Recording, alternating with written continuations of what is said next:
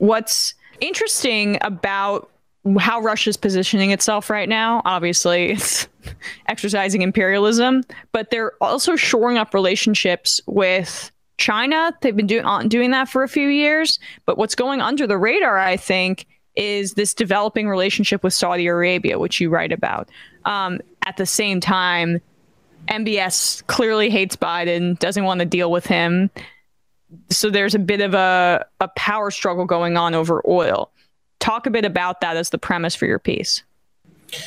Yeah, so unfortunately, I think that we have a perfect storm of sorts in the Ukraine crisis, and everyone is focusing on the military component of it, which obviously is important, is a ground invasion. But there's a context to it that I think is being left out because of how vivid and shocking and horrifying what's happening on the ground is, which is the fact that oil prices are at an all-time high right now. And after Putin ordered troops into the separatist territories in Ukraine, oil shot up to over $100 a barrel. That's an all-time record, and it was already very high.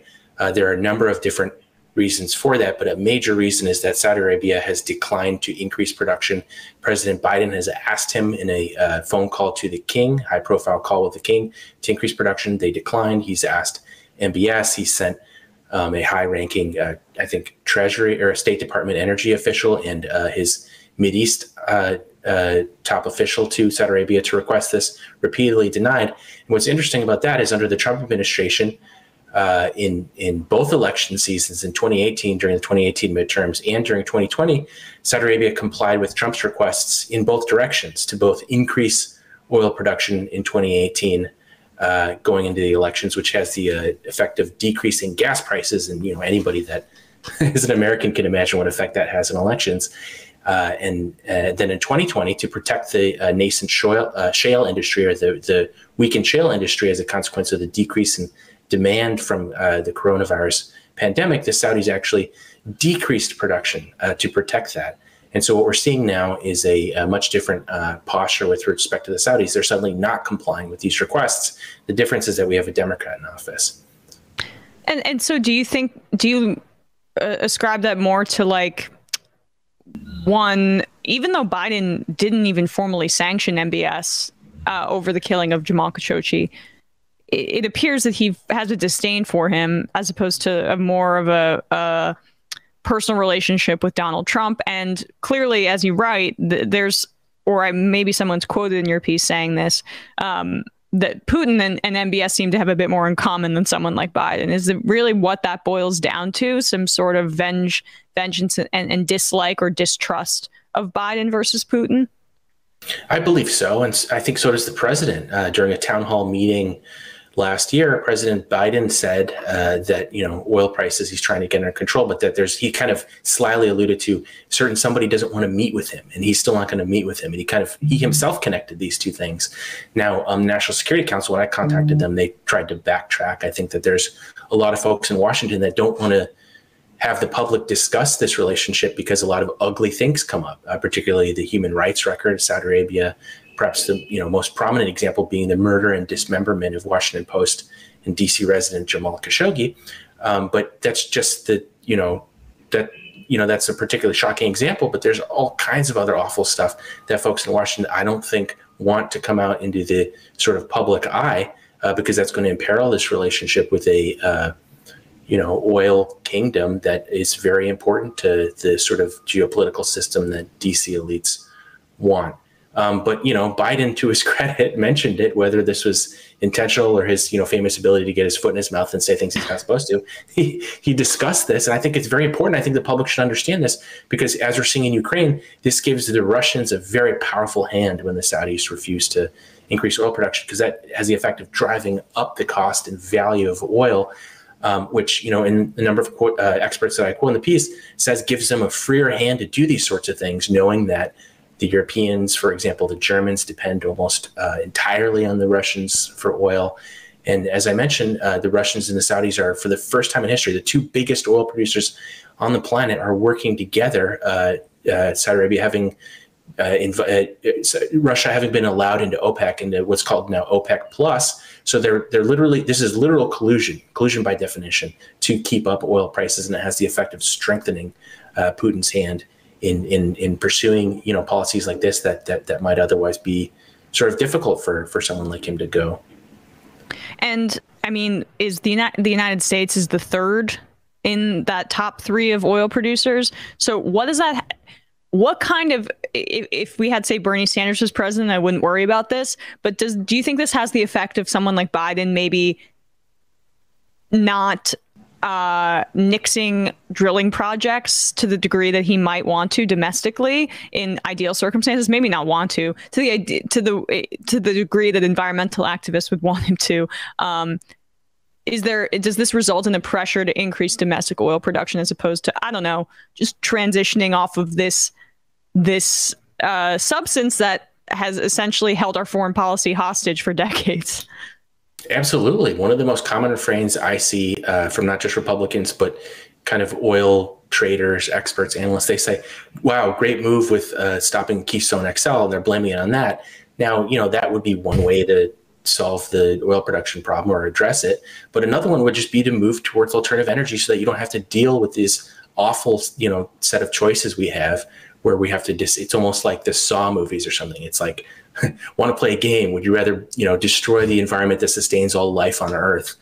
Or would you like to kneel to the Saudis and let them get away with whatever they want to with respect to human rights violations? I think neither of those choices are good, and you should just move toward. And this is something Biden has said in that exact same town hall I mentioned before, when they asked him, well, what's the solution to this oil problem and the fact that MBS doesn't want to meet with you? He says we have to get off oil, and I think that's the reality. So what effect does Germany's cancellation of Nord Stream have on this relationship? Or, do you have any reporting on that? What's your sense of how things will move forward? It's kind of has a bidirectional effect. It not only will hurt the Russians, but I think it's going to be very harmful to the German economy and to the European economy. Europe has very limited indigenous or domestic oil of their own, and so they're really reliant on Persian Gulf oil, which we have overwhelming control of in Saudi Arabia, the United Arab Emirates, Qatar, so on and so forth. But then also the Russians. So when the Russians cut that off, it could have a devastating effect on this new center-left government that has just been elected into power, and I think is going to be a boon for the far right who favor warmer relations with Russia. And I think that you'll see that sort of dynamic play out throughout Europe. So it could be very harmful for the European economy and the global economy, because again, that's the second biggest oil producer. They're working in tandem with the Saudis. Cutting that off is no small thing. In fact, I was surprised that they went ahead and did it. Yeah, I think that was maybe why Germany was reticent at the beginning to to join in with the Biden administration's tough talk on Russia, which I was very skeptical of what the State Department was saying, but Russia did it. They invaded last night, or I guess early this morning their time. Something I wasn't aware of was how. Well, it doesn't surprise me that someone like MBS is so thorny and mercurial, and like the way that he in your piece talked about how he was so pissed that he couldn't get a meeting with Obama at the end of his term. Is this maybe something that you would trace this kind of split with his vice president and now the president back to? I think so. And it's sort of extraordinary because I tend to think of this stuff as more systemic. Saudi Arabia represents a range of different interests. It's not just the crown prince, but in this case, the crown prince there seems to be an intensely personal feud between the crown prince and Obama, because in 2015, and I first heard this from somebody who's in the intelligence world and has insight into these things that sounded too crazy to be true. So I started looking into it and calling officials, U.S. officials that I know had been based in Saudi at the time, and they confirmed it, that in 2015, MBS was desperate for a meeting with President Obama. And in the context of a young deputy crown prince at the time, he hadn't yet seized power. He's trying to shore up his image within the country and try to look like he has the backing of the U.S. That can be a very important thing for someone in a circumstance like that, where it's a kingdom and there's no elections, there's no democracy. You're trying to make yourself look like the toughest guy in the block, and that you've got the backing of other tough guys, namely the U.S., their most powerful ally. My understanding is that he requested repeatedly. U.S. officials said, we're working on it. We're going to try to do it. And he got impatient and said, well, I'm sick of waiting for this. I'm just going to meet with the Russian president instead if he's not going to meet with me. And maybe I'll send a message to the U.S. about, how important I am. So he goes to meet with Vladimir Putin in 2015 at the sidelines of an economic conference. And lo and behold, after that, Russia is let into OPEC for the first time in history. And again, this is a huge realignment of two of the biggest oil producers in the world now colluding with respect to production decisions and being able to manipulate global prices. The importance of this, I think, is really hard to overstate. And unfortunately, there's been very little reporting on it. Except for you, which is very welcomed. And I am curious, too, about your opinion on how the Biden administration has not yet redesignated the Houthis as a terrorist organization in the Yemen war and effective genocide that Saudi Arabia is a part of. That was something that trumped it when he was, right before he left office. For people that don't understand what that does, when you designate the Houthis a terrorist organization, when they control a majority of Yemen, you block aid and funds from going to these regions that are being starved. And it's the poorest and worst area, arguably, on the globe right now because of this proxy war between Iran and Saudi Arabia and among others in that region. So what's your sense about how Biden's kind of lukewarm support for this atrocious human rights violation en masse in Yemen, even though he has basically still sent them weaponry? I want to be clear about that for their defense. What's your sense of how that's affected the relationship as well? Well, unfortunately, I think this got lost in all the Ukraine reporting. He reinstated some of those sanctions midway through yesterday. Oh my gosh! Okay, well then I that definitely did get lost by me. Yeah, and it's really heartbreaking because this is the biggest humanitarian crisis in the world today. You have the largest famine. You have a cholera epidemic, the likes of which we haven't seen in a century. And really, you're seeing in those two countries, Yemen and Saudi Arabia, the poorest country in the world, in the region, Yemen, pitted against the richest country in the region, Saudi Arabia, enjoying the support of the most powerful military force on the planet, the United States, providing logistical and intelligence support until fairly recently. And it's not necessary. I think anyone in the military, doesn't matter. I mean, I've had conversations with people that don't have my politics at all, very, conservative. They're saying, how is this advancing our interests? This is senseless. I mean, obviously there's the humanitarian component, but even just from a national security perspective, how is this benefiting us? And I can't find hardly anyone in the military who believes that it is.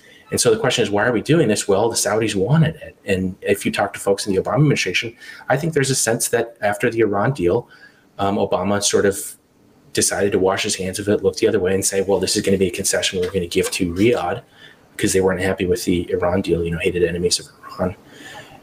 And so, however idiotic and pointless and cruel this war is, we're going to let them do it because we have to give them something. And now we're in year one of it. It's ongoing. There's no indication that it's going to end. The humanitarian crisis has gotten worse. And I think the point that this makes is that, Biden has given the Saudis so much. And to what end? What is he getting out of it? They're not listening to his requests for oil production. Why is he still selling them weapons, providing certain types of, they claim, defense support in this conflict and not pressuring them to end it? What is he getting out of it? Again, with the same military folks right and left tell me, how is this benefiting the United States interest? And I think humanitarian interest, I don't think it is. Well, I couldn't agree more. But at the same time, it's just Saudi Arabia is essentially holding the U.S. hostage, while also it's like the abusive boyfriend trope. But now they're punishing you for complaining about it, essentially, and but you're still dependent on them for whatever. It's funny. I was talking to an intelligence official who is an expert in exactly this stuff, and he used the exact same comparison. He described it, I think, as a bad high school relationship.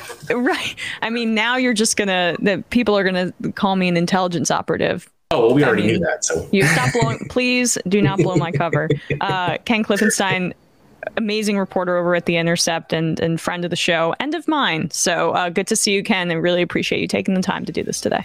Good to see you again, Emma. Take care.